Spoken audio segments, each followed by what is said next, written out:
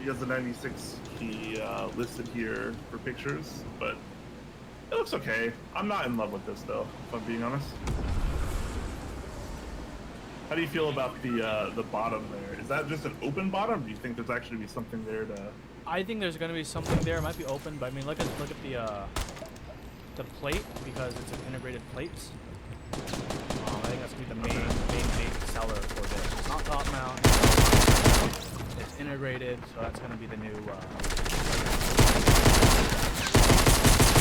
Going to be concerned about if they decide they want to go ahead and get integrated plate. That's probably why the tolerance is maybe a little bit wide. I know. Scully of Clue Boards has said that his keycaps, his Clue Board 66s or Clue Board, I mean. So maybe they'll do something very similar. But at the same time, I'm still doubtful. I think they could tighten it because like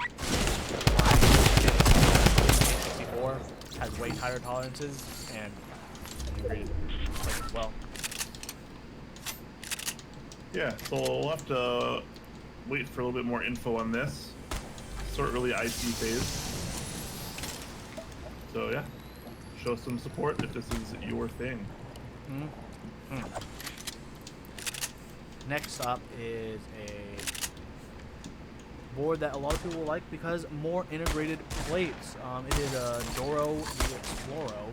No, it's a Doro 67, which is a 65% with an integrated 4mm plate. Let's see here. Center USB C mount, according to the render, which is pretty cool, pretty nifty. Looks like the only seam is at the bottom, so the top and the sides are one piece as well, and then the bottom is just going to be a single plate that screws onto the bottom. Yeah, a la Tokyo 60 style.